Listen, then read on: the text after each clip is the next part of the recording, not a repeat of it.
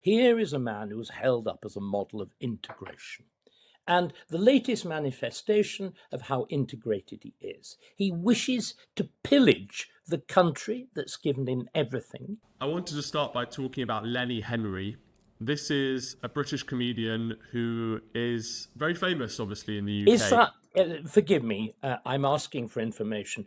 Henry was a comedian, is a comedian. When has he last made anybody laugh? Why are we talking about this person? What is he? What is he supposed? Forgive me, I've been alive a long time. Lenny Henry has vaguely been on the remotest edge of my horizon. Why do I need to be concerned about this man's opinion? No, please tell me, inform me. Let me tell you, David, because Lenny Henry is held up as a bastion. No. I want to know how he didn't begin by being a bastion of black rights. He didn't begin by being an ambassador for the oppressed. Presumably, at one point in the very, very distant past, which long probably before you were born, and maybe even after my memory has faded, he may have made a joke. Did he actually do something Can you explain to me? Did he do something mildly funny? I mean, was he one of our great comedians? Will people remember a joke? It's a good question. I don't know. I've never actually seen any of his comedy. comedy. There you are. So why are we wasting time talking about somebody whose sole professional qualification is supposedly that he amuses and entertains us? Neither of us can remember when he last did it, whether he did it at all well. I'm a huge believer that before you treat people seriously, you need to know why. But there is an interesting point here, right? It's to do with the media, and it's to do with how Lenny Henry has been held up as a great example of integration into British society as a black man, right? Which he now wishes to pillage to the tune of 18... This is the question for people. Right, so let me just ask the question and we'll go into it, because people might not know. He's said that Britain should pay £18 trillion in reparations to black people for slavery. Can we get that in proportion? Are you aware of what that actually means in terms of our wealth? Can you tell me? What does 18 trillion? What does 18 trillion mean? You're talking about several years complete GDP of Britain. Several years. Our complete state expenditure, if I recall correctly, is it just over 1 trillion? I can never remember. And it's of that order, the complete running costs of our government. Allegedly to less than 4% of our population. This really should be a very bad joke. The sheer self-importance, the sheer arrogance, the sheer presumption, the sheer madness of this. Why do we waste our time on it? It's interesting that people do take Lenny Henry seriously, or at least in the media. Who takes Lenny Henry seriously? There's a tiny little coterie of those who were fully signed up. And you began by saying, didn't you, here is a man who was held up as a model of integration. And the latest manifestation of how integrated he is. He wishes to pillage the country that's given him everything, including, as far as I can tell, a completely undeserved knighthood, the accolade which traditionally marks somebody of considerable distinction. His idea to repay that debt is literally to pillage us, to treat us as an occupied country. We are talking about the kind of sums that dwarf those that were taken from Germany in the event of absolute defeat. Can we begin to register what the presumption of this is? If you look at similar sorts of sums, and I don't know the exact detail of what Clemenceau extracted from France at the time of the Treaty of Versailles, but it's of a lesser order. That, by one of our greatest economists, J.M. Keynes, the effect of that is credited with triggering the depression of the 1920s and 30s. It's credited with the vast inflations of Weimar Germany. It's credited, or rather debited, it is blamed for the rise of Hitler. That is the sort of thing that a country experiences as a result of absolute defeat in war. This well-integrated man, this nice, cuddly person that one particular section of the establishment takes to its spiky bosom and embraces, is proposing to inflict that on the country into which he's so well integrated. Can we just pause and actually think what it's a reward for? It's a reward for what we've given him, for the status he's been given. This is the reward. It is to spit in the face of your benefactor. It's to seek to do them damage. He's using the full radical language of critical race theory. I don't recognize the justness of their claims. I think they're monstrous. I think they demonstrate a monstrous ingratitude, a monstrous ignorance, and above all, do you know what? It's the equivalent of a thief on a bike on a very, very large scale. That's what it is. It is the equivalent of one of those nasty boys, riding on a souped-up motorbike or powered pedal cycle with a mask over his face, robbing you. That's what it is. This is what this nice man that the king has touched with the sword and exchanged pleasantries with, he's trying to rob you. He made this argument in a book called The Big Payback, and And can we just stop you again? Do you know who published this book? No. It is Faber and Faber. Faber and Faber used to be one of the great intellectual presses. Do you know who the most famous director of Faber and Faber was? You do. The poet T.S. Eliot. Eliot, the man who more than anybody else in the four quartets defines that wonderful, nostalgic, lingering, perpetual, historic sense of Englishness. It was his publishing house. If you want, Stephen, a measure of how far we've fallen culturally, how far we've fallen critically, Eliot's a great critic. That's to say, using language properly, thinking about what words mean, thinking about evidence, thinking about the relationship of past, present, and future. And here is the house. Here is the house that he took to glory, producing this kind of meretricious, damaging, worthless rubbish. But worthless, of course, and seeking at the same time, not simply money. Those sums are designed to destroy a civilization. It's literally the equivalent of the Goths and Vandals going into Rome and stripping it of its gold and sack. It's a proposal for the sack of Britain. Well, let me quote from the book and give you some of its arguments. The book states that black British people are twice as likely to be unemployed as their white counterparts and grossly overrepresented in the prison population, arguing that it's all because of the transatlantic slave trade. So what about the every time, right, let's stop you. Every time one of those boys gets on a bike in Brixton or wherever he is and decides to ride to Oxford Street and commit that extreme sequence of crimes, he looks into Lenny Henry's book and he sees there's an explanation. He knows perhaps that his 45th cousin, 25 times removed, suffered from slavery. And he gets up feeling a passion for justice, for I believe it's called redemptive justice. Do you think perhaps that the said young man, and Lenny Henry, isn't it nice to have it admitted?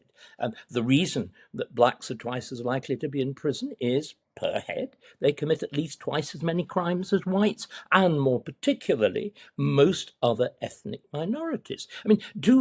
What again just strikes me very, very much about this kind of argument, Stephen, is it completely deprives blacks of any agency. It assumes they are mere victims. They're puppets operated by terrible strings from the past. Now, isn't that rather dreadful? It's saying they're automata. I mean, people like me who dare to say the kind of things that I've done are frequently accused of dehumanizing. Is there any more complete way of dehumanizing somebody to claim that they are activated in their current criminality, or indeed their current unemployment? The reason that they don't succeed in life is the actions of the interactions between, as I said, perhaps my 45th cousin and their 45th cousin, or whatever, 2 centuries ago. This is a lunatic way of trying to understand human relations. But it's above all, it's the denial of agency. And the critical thing is, of course, that many immigrant groups also came here, desperate, starving. You look at the Jews arriving from Russia. I mean, this is Tsarist Russia. I mean, look, blacks who came here from the Caribbean came, generally speaking, after the Second World War. They had enjoyed freedom from slavery for well over a century. They arrive in a country which practices no color bar. They arrive in a country where, for example, when a segregated army, that's the American army, came to Britain in the 1940s, there had to be films explaining to American troops, both black and white, that the circumstances they had at home, which were indeed directly conditioned by the recent experiences of slavery, didn't apply in Britain. And you know, one of the great problems with people like Henry and the whole kind of BLM movement in Britain is tried to read British history as American history.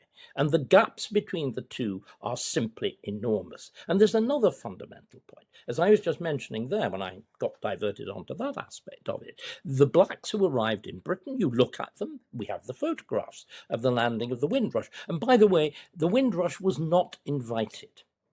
They were not brought here to rebuild Britain. They came here to try to get a better life, which is a perfectly respectable thing to do. But this legend that Britain was desperate for labour in the 1940s is completely preposterous. But you look at them, they're wearing suits, the men have usually got trilby hats, they're smartly dressed, they are here to better themselves. Look at the people, the ancestors of today's Jews, who arrived from Eastern Europe in the late 19th century. They were starving. They'd been beaten. They were in rags. They were fleeing genuine persecution. There were the things called pogroms. That's the kind of thing, of course, which we saw on October the 7th a couple of years ago. A murdering of Jews, hideous burnings, floggings, beatings, people driven into synagogues and burned alive throughout the whole of Eastern Europe. They were fleeing from that. Look at those African Asians. In other words, from, for example, Uganda. They were fleeing genuine persecution. They were at the risk of their lives from Idi Amin.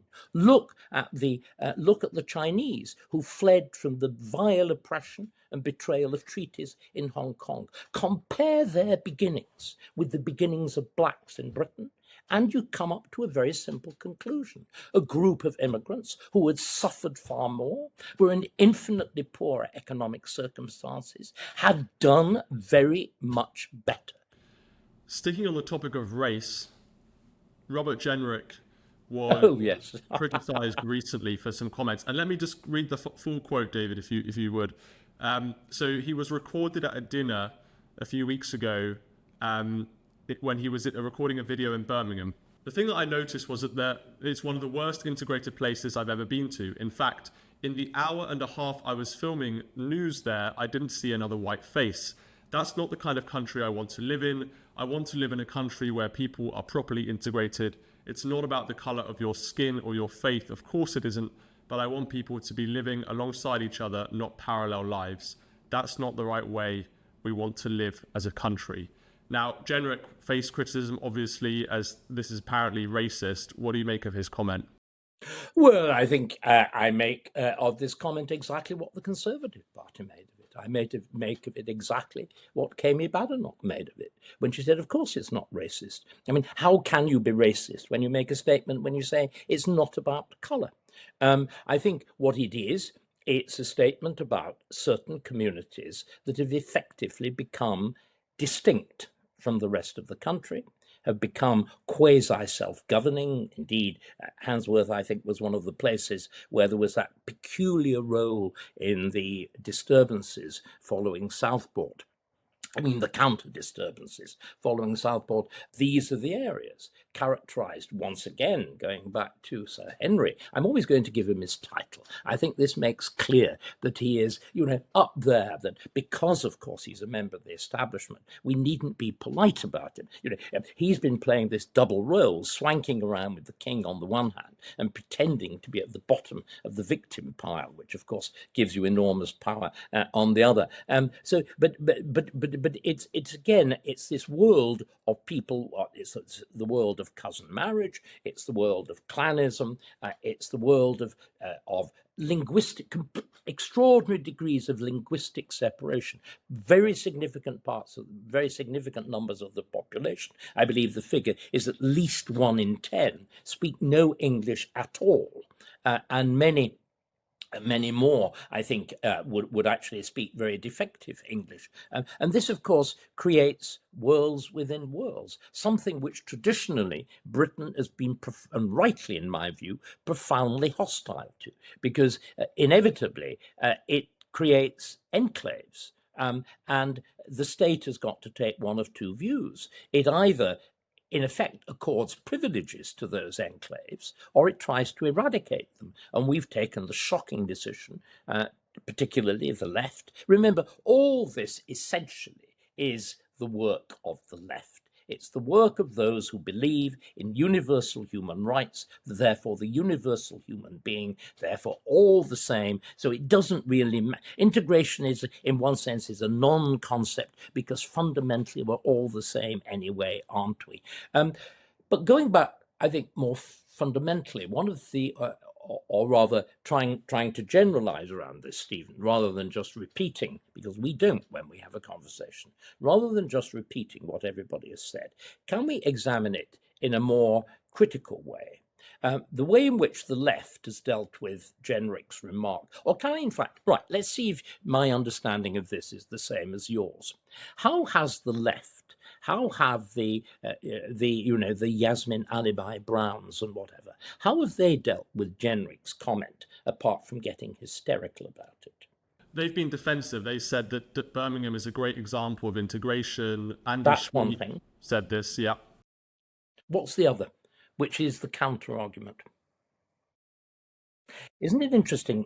Do you remember what Yasmin Alibi Brown said? She said, why don't white people integrate more? Why is it always up to the immigrant? And then we had some other smart ass saying, wouldn't it be true that Mr. Jenrick's clubs, like 5 Hertford Street, are very segregated white? And you know what? The answer is they are. I've had drinks with Mr. Jenrick in Hertford Street, and indeed it is very white, as indeed are most of the other West End clubs.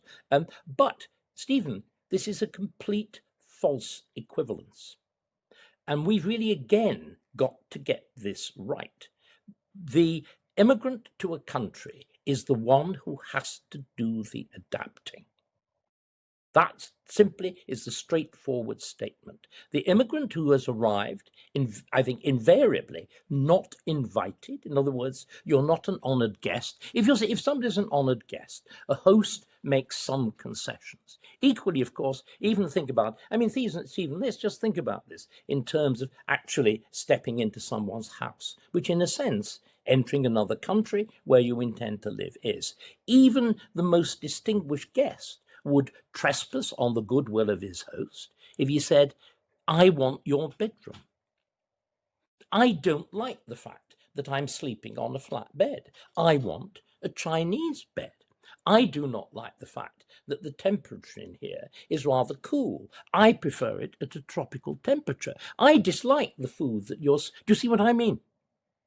And we've simply got to come back and say this to the exceedingly, again, Yasmin Alibi Brown seems to me to be a figure almost as inexplicable as Sir Henry Lenry. In other words, I can never remember why anybody pays any attention to her, apart from the fact she shrieks a lot when she appears on the media. But this fact has got to be explained. There is no equivalence. It is the responsibility of the immigrant to adapt. It's not our responsibility to learn Urdu. It is those who speak Urdu's responsibility to learn English. It is not our responsibility to adapt English custom. It is theirs to understand. And nobody is saying, by the way, and I'm not saying, that I want them simply to become English, because I don't believe they can. They can become British, which is the overarching nationality of the British Isles,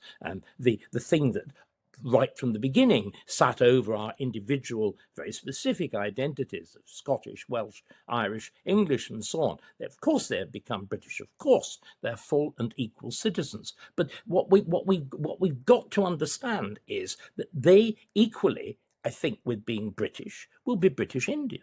They will be British Chinese. They will be British Pakistani. They will be British Jewish. And all the best of them, I went back and I talked about particularly the Jewish immigrations of the late 19th century, those who arrived with absolutely nothing and have achieved so much. What's striking about them, Stephen, is a thing called biculturalism, not multiculturalism, but fully sharing in British culture whilst and playing often highly active roles in public life and so on, whilst, of course, the full hinterland of their own race, their own religion, their own values, their own styles. And that seems to be the model. And rather than this chatter about multiculturalism, which is really a society of fragmentation, and the thing that we're seeing most dangerously about it, Stephen, is that the multicultural world is not simply, people used to think of it as a tension between the minorities and the majority.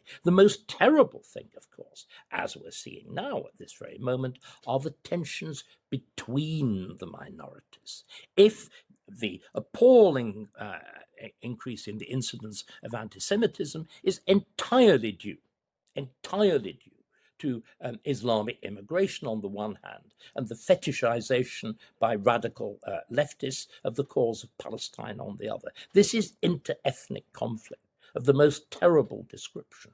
And biculturalism avoids that. You know, again, if you look back to the point is why I go on so much about history.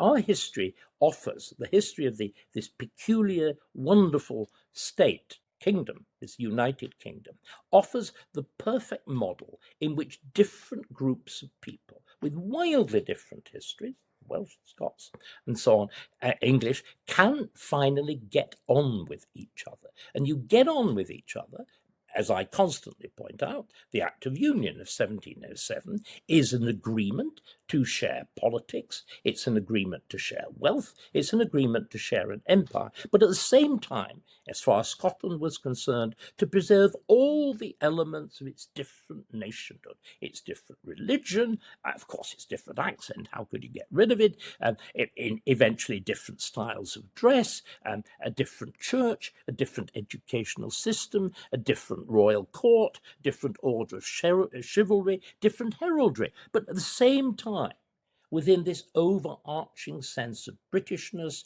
and particularly the values of the open society of England, of the idea of the responsible government of England, and all of those virtues, all of those political virtues embodied in the English Parliament. And what's again has gone so badly wrong, if you actually look at Jewish MPs who were elected, they become major figures, the Herbert Morrisons and whatever of this world. They become major figures in the mainstream history of their political parties. Look at the people who are emerging from places like Handsworth. They're sectarian politicians. The only issues they care about are Palestine or Pakistan. They are in fact using their position within British politics purely to push the interests of the tiny group that they represent. And it's bizarre. They're, in my view, bizarre concerns. I mean, why flee from Pakistan? Why often invoke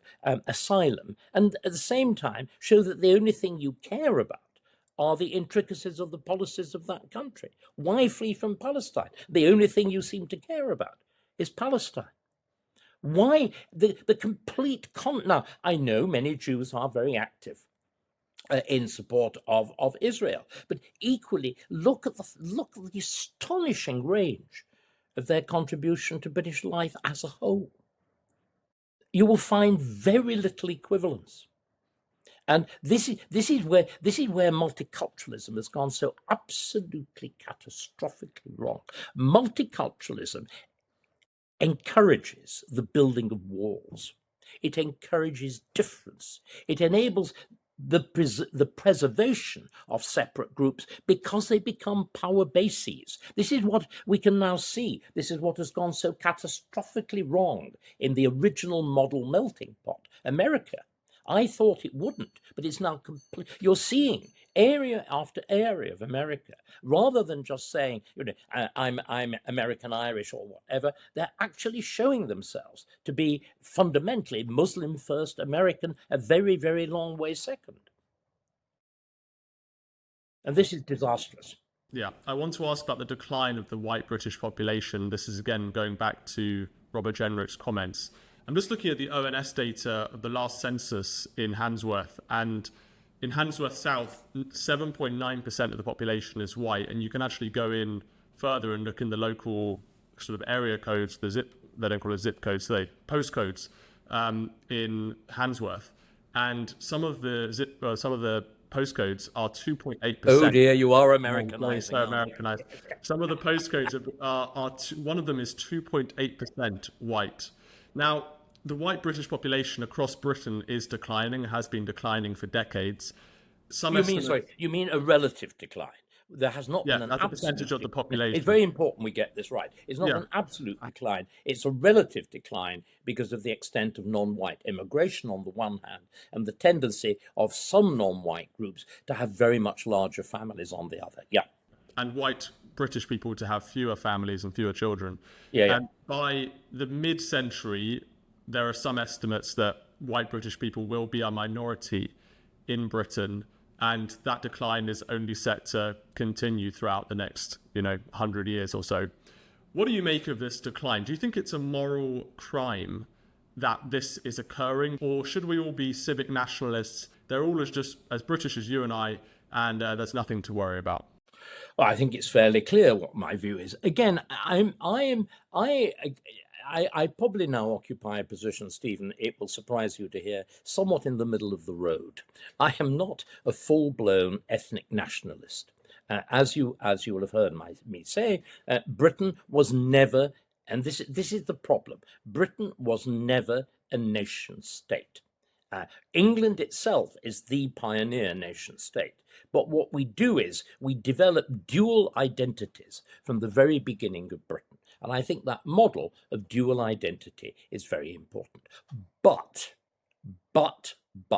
what it requires is an acknowledgement of the primacy of the domestic culture. And I'm afraid that means the primacy of the domestic ethnic group that created that culture. Let me give you another example of a country which has increased population very considerably, that has grown in a way that dwarfs us economically, that is also multi-ethnic. It is Singapore. And do you know what decision they took in Singapore? Again, this managed society. When they decided that they would increase the population, that there would be immigration and so on, they decided, and listen carefully, they decided they would hold the existing racial ethnic balance exactly as it was. And do you know what? There's been absolutely no conflict at all. And that seems to me to be a very interesting point. There are also some interesting recent studies, because again, one of the things that's so remarkable about the last few years, you know, this phrase about the Overton window widening. Well, I think if we think of the Overton window as plate glass, I think it's been kicked in. You know, there's a very large hole, but you have to be careful for the sharp bits that survive, around the edge. We all know there is the lazy statement that America is the original multicultural society. But you know, it's a very lazy statement. If you go back to the early 1970s, just before the great changes of the 60s kick in, I think it's less. I think, and I am now citing figures from memory, which I shouldn't be doing, I think it's of the order of 5% of the American population that's born abroad. 5%. In other words, America, after that vast wave of immigration of the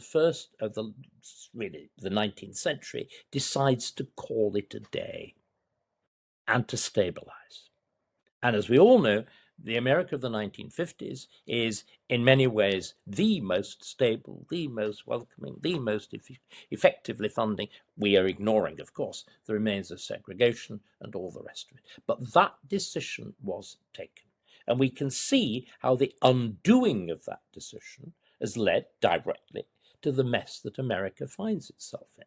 There's also other very interesting work being done on the nature of immediate post-colonial America. In other words, why this extraordinary experiment of the American Revolution works. Because it's very remarkable in that it works. Most revolutions, as we can see from France, enter into yet another of the convulsions as the Fifth Republic. The Fifth Republic, after two empires and two kingdoms, and one prince presidency comes juddering to an end. Why the American Revolution survived? And the answer, people are beginning to wonder, is an ethnic one. In other words, that America, that post-colonial America, remains dominated by the same group of people who had formulated the new social contract of the American Constitution of the American Republic. In other words, the WASP, the white Anglo-Saxon Protestant majority that then had shaped America, continued to dominate America, continued to develop America. And I think we really do need to recognize this. Values, and this again is the point that I make time after time after time. Values are not universal. Values are entrenched in history, in culture, and in place. They are not there in a little shopping list of universal human rights or universal declarations or United Nations charters. And this attempt at reducing them to abstract nouns on sheets of paper has been absolutely catastrophic. So we are going to have, Stephen, it'll be your generation rather than mine. There is, and I use this phrase, repeal and restore. So much has to be undone. So much has gone disastrously wrong. I hope, if I prayed, I would pray, that something can be done about it. But we are at the edge. Your point about America is very well made and very pertinent to my next question. America, as you say rightly, really didn't have immigration between the 1920s and 1960s. They had this huge moratorium put in place by Calvin Coolidge, then repealed by Lyndon Johnson in 1965 with this Immigration Reform Act. And that really opened the floodgates in America. And America really was a WASP country with 10% of the population being black from the slaves, obviously the legacy of the slave trade and so on. Until the late 60s. And obviously, as you said, there was also this immigration wave in the late 19th century. One person who was very concerned about America's race problems and inter-ethnic violence and riots and so on was Enoch Powell. And he made this speech in 1968, the Rivers of Blood speech, the famous one everyone knows, in the context of these huge race riots happening in America. in the 1960s. Martin Luther King Jr. is shot and so on, and there's a lot of violence going on over there. And he is concerned that if we import vast numbers of people, and in his mind, vast numbers were 50,000 a year, by the way, that's specifically the number that he used, 50,000 a year dependents. Obviously, as we know, immigration is far, far higher than that, or has been in the last by few a factor by 10. Exactly. Tenfold. More than tenfold. Yep. More than tenfold. It's incredible. More than tenfold. So he was worried about America's race problems. And there was one of your, well, I don't know if it's really your colleague, but a fellow historian, I should say, Dominic Sambrook, and Tom Holland made a podcast recently about Enoch Powell's legacy. And Dominic Sambrook, the historian of the 60s in Britain, very esteemed, he was discussing Enoch Powell, and he said that if Powell had his way, we would never have Priti Patel as Home Secretary, and the Powell supporters surely can see that this would be a major issue. What do you make of that comment from Sandbrook that, first of all, can you talk about whether Powell was right about his predictions of America's race war into ethnic violence coming to Britain, but also about this point, if Powell had his way, we would never have Priti Patel as Home Secretary? Do you know what I think? Britain perhaps might have survived the lack of Priti Patel as Home Secretary. Because really, if that is Sandbrook's best argument, dear God, help us. Now, on the other hand, let's look at what the real problem with Powell is. It was the violence of his language, deliberate. It was the use of arguably false example, which is never a very wise thing to do if you wish to dramatize. And above all, he committed the ultimate sin of speaking out. Now, somebody else has been saying a lot on this. We mentioned Jenrick, somebody who has criticized Jenrick, somebody, interestingly enough, who is actually, because he lived so long, a direct contact between the world of Enoch Powell, and the world of Robert Jenrick and ours. And that is, of course, Lord Heseltine. Heseltine has spoken out to denounce, in very, very vigorous terms, Jenrick. Now, this is what's gone wrong in Britain. We began with so much going right because we didn't have that terrible inheritance of slavery. Because, okay, life is tough for an immigrant. I remember my mother, the dearest of souls, explaining to me the horror when there were evacuees during the war. My parents, I hadn't yet come on the scene, so my parents were a childless couple. They were required to have evacuees. When she heard she was going to have a Jewish evacuee, she was appalled. And then Irene Simler appeared, and within about 6 weeks, they were like mother and daughter. So there was prejudice, but the prejudice is dissolved. And there was, as I said, because of this idea of Britishness, because of the fact that we were, why had we been able to integrate Jews as well as we had? Yes, of course, there were difficulties. Yes, of course, there was Cable Street. But when you compare it, everybody makes this tremendous fuss about Cable Street. When you look at the contrast with Europe, this is why, following the terrible incident with the Manchester synagogue, this is why leading Jews, even of the most liberal, like Danny Finkelstein, have been talking of their absolute shock for ever since Oliver Cromwell readmitted Jews to the United Kingdom in the middle of the 17th century. No Jew had been killed for being Jewish until just now. In other words, the astonishing fact that we had, because of the fact, as I said, we were never a simple nation state. We were these different groups, preserving both our difference, but agreeing to pool elements into a common political culture. We were able to accommodate. And if that had continued with blacks, with everybody else, I think we would have got away with it. But the problem was, once you shut up discussion, once you did again what Enoch Powell warned the Race Relations Act would do, effective by giving, as it were, saying, no, we mustn't say rude things about blacks or whoever, you effectively privilege them. And you remember he said it would give the whip hand to the black man. He actually uses that precise phrase. And that, I think, is what the particular cultural line, which is the origin of modern multiculturalism, has done.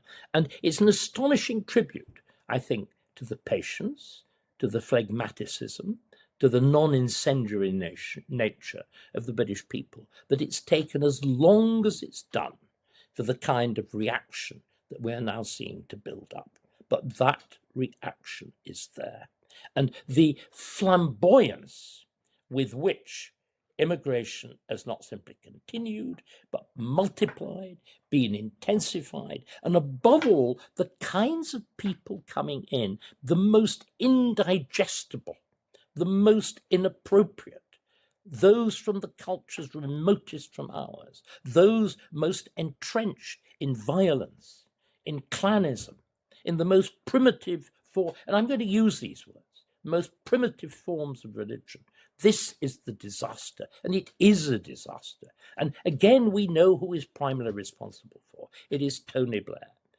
Andrew Never, in his account of all this, although he's semi-pulled back on it, is clearly speaking the truth. It was done deliberately, admittedly beginning with the Polish immigrations of the accession of the Eastern European countries to the EU back in the 90s. But it was done deliberately, and I'll quote that phrase again, to rub the nose of the British people into diversity. Now, the problem with this, Stephen, is that it's done at the same time, as we now know, the whole argument that I'm putting forward, of Blair fundamentally altering the rules of our politics, fundamentally altering the rules of our administration, fundamentally altering the rules of our law, indeed changing the very concept of the rule of law. And the problem is, you know, all of this fits together because what this structure dominated by human rights law does is actually to prioritize the immigrant. It prioritizes the foreigner. It prioritizes the minority. Now, people listening will simply not believe me. So let me quote directly from the man who more than anybody else is responsible for all of this, the theoretician, not the politician, the lawyer, not the cabinet minister, but Tom Bingham, Lord Bingham, the law lord. What Bingham says explicitly about human rights law is it's anti-democratic, it's counter-majoritarian, it favors the minority over the majority, and it even lists the minorities. Yes, the gypsy. Yes, the foreigner. Yes, the minority on popular religion, but also, Stephen, the criminal and the mentally insane. I mean, what? I mean, that's Rudacabana. These things are not accidents. And in other words, what Blair did when he said he was going to create a new Britain, he not only created a new constitution, very awkwardly superimposed on the old, which is why we can't govern ourselves, as our structure of government is at war with ourselves. But he also went out of his way to create a new population, a new demos. And you know, this is something that not even the most, I mean, Roman emperors tried to do this sort of thing. You know, when the Jews are conquered and you drive out the entire Jewish population of Palestine and repopulate it. Yes, Roman emperors did this kind of thing. But I cannot think of another democratic politician who set out to do that. I suppose, again, this strange obsession of the left, he was doing pretty much what LBJ, what Lyndon Johnson was doing in 1960s America. But I think doing it on an even bigger scale. If you look at the proportion of, if you look at the relative population sizes. So we've been subject to a genuine revolution. And what revolutions do is they perform experiments on people. We have had an experiment performed on us, this experiment of a new kind of state which isn't founded on our old assumptions, but on weird doctrines of human rights, which actually prioritize the people. I mean, let me put this very simply. Human rights are not your rights, and they're not my rights. they're the rights of the other. The entire notion that the purpose of the state isn't to advance its own interests or advance the interests of its own population, but somehow to benefit the world and benefit the other. This is a weird, bizarre experiment. Even it's only whatever number of years it is. It's not yet 30 years, it's 28 years. It is clear it has failed. It has failed completely and miserably and disastrously. And the only thing to do is to undo as much of it as you can, as quickly as possible. But also, of course, there are terrible human problems. And therefore, I'll use a word that I actually believe in, and I don't think they do, as humanely as possible. You talked about the anti-democratic nature of human rights. I think that one of the biggest democratic deficits that Britain has seen in recent years is the public views on immigration and the elite views on immigration. And people say that Enoch Powell's speech in 1968 led to a kind of silence or a cover-up of views on immigration. Omerta, a rule of silence. Yeah. Right. But that's probably true. But at the same time, after 1968, after his speech, Britain really didn't experience huge levels of immigration, particularly in the 80s. There was almost no immigration. In fact, I believe that it was a deficit. Net immigration. Yeah, exactly. And that the mass immigration only really began under Tony Blair later on.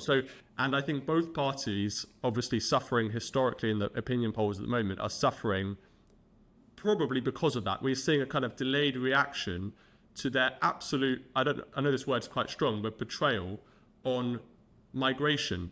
I wanted to ask, again, your views on this democratic deficit.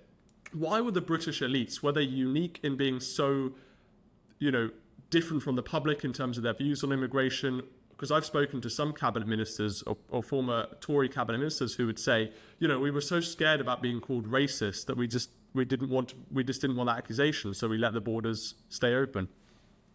I remember vast influxes of population are pretty much common to all Western European countries, and indeed to Australia, America, Canada, and so on. So it is clearly a more general phenomenon.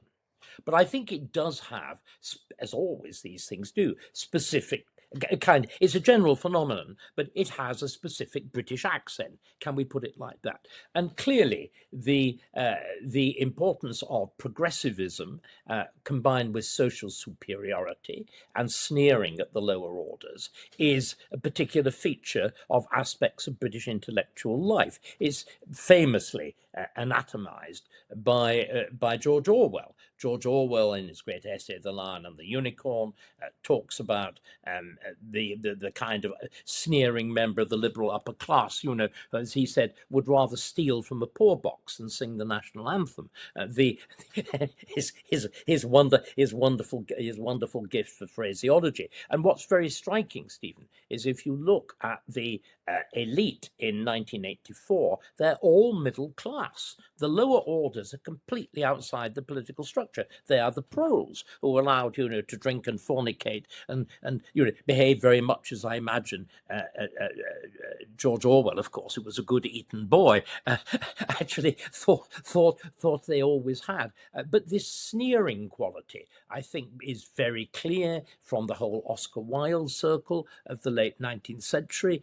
It's very clear from the works of Gilbert and Sullivan, in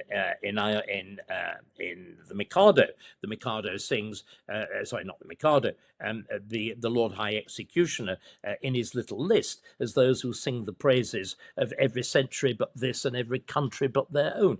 So there's a well-entrenched feature. But I would go further than you. You see, you're talking about immigration and the upper class attitude as though it was one thing and it was the only thing. I think we've had something very much wider, very much broader. I think that we've had a society, if you like, when I was talking about the revolution of Tony Blair, he creates a society in which we are effectively ruled by two kinds of elite. We are ruled by the quangocrats those who the expert bodies, the 440 odd of them and whatever it is that control nearly a third of public expenditure, the Monetary Policy Committee, English Nature, Climate Change Committee and whatever, and were ruled by lawyers. And what these people have is they're a new aristocracy. They are a new aristocracy. They share common attitudes. They share common incomes, very substantial. They live in the same places. They socialize together. They're educated together at Russell Group universities and Oxford and Cambridge and so on. And they share a common value set, which in fact is much bigger than just the question of immigration.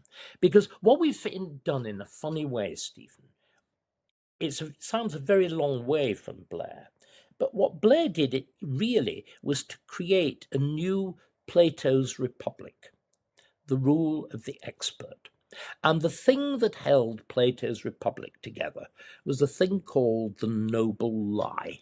The belief that was inculcated into people that the hierarchical structure, the philosophers on top and all the other sort of arranged in a hierarchy going down was there by nature.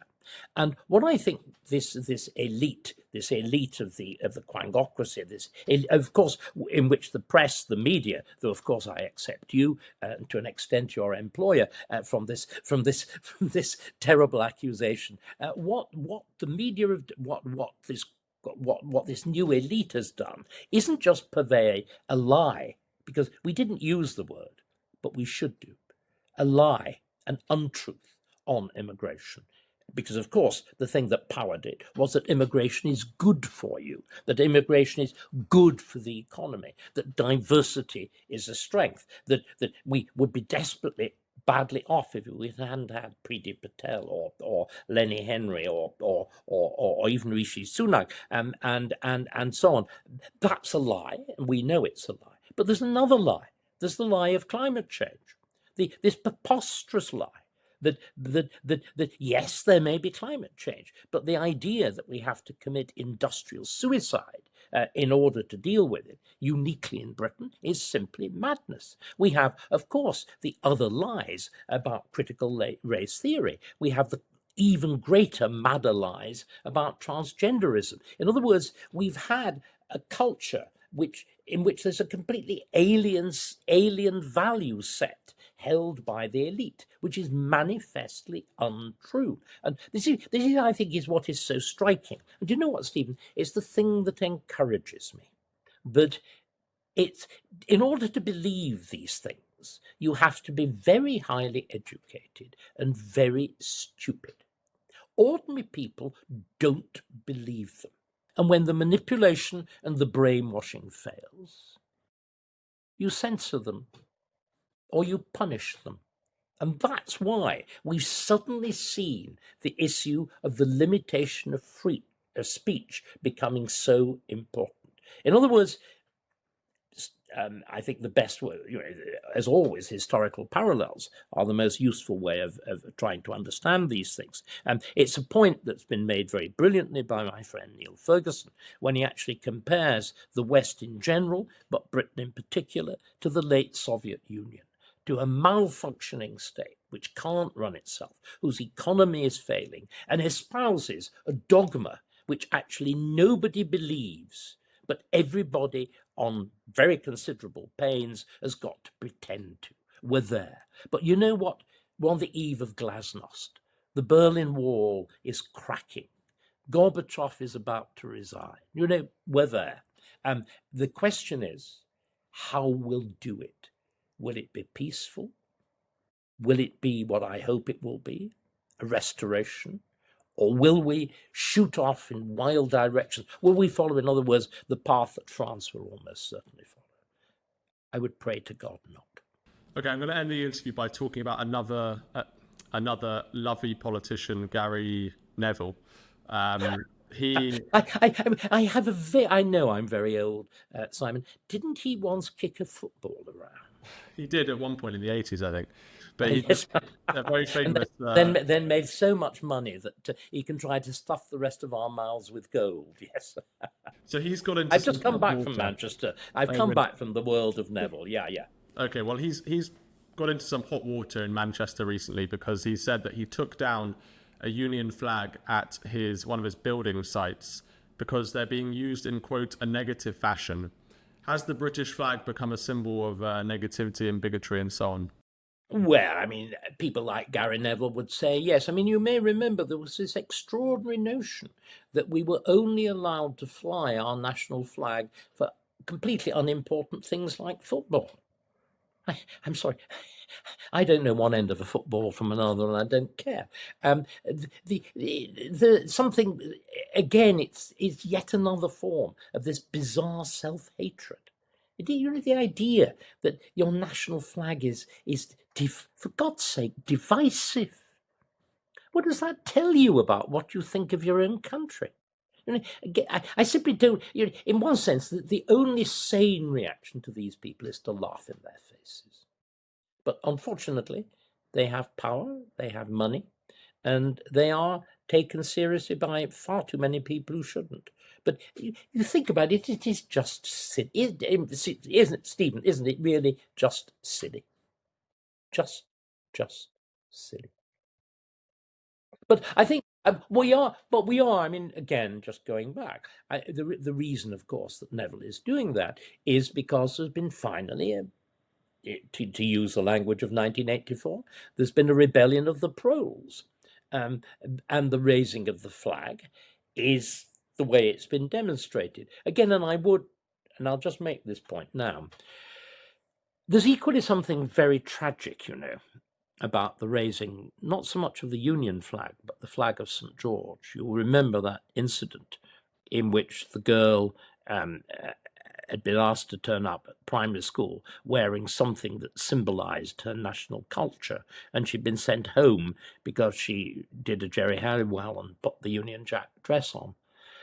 The problem has been, Stephen, that because England has been so successful, because we really invented the rest of the world, because what we think of when people say there's no English national dress, well, actually there is the Savile Row suit. We completely altered the way the entire world dressed. And when you think there's nothing particularly special about being English, it's because everybody speaks English, and so on and so on. We are the victims of our own success. But I think the particular victims have, if you like, been the white working class. And with the erosion of the industries that gave their men dignity and a proper income, that supplied their equivalent of Edmund Burke's little platoons, the sort of trade unions my father belonged to and was a leading member of, the kind of churches that have now disappeared, the friendly societies that were destroyed by the NHS. We've left them with pretty much nothing. There's an emptiness. And again, that emptiness is very, very dangerous. The one thing that it's filled with, and again, people like me, perhaps even you, should have a measure of shame, is still a profound, as we can see, however inarticulately, however crudely expressed it is, a profound patriotism. Why? Do you know what? I don't know, but I thank God for it. David Starkey, thank you so much for joining us. A pleasure.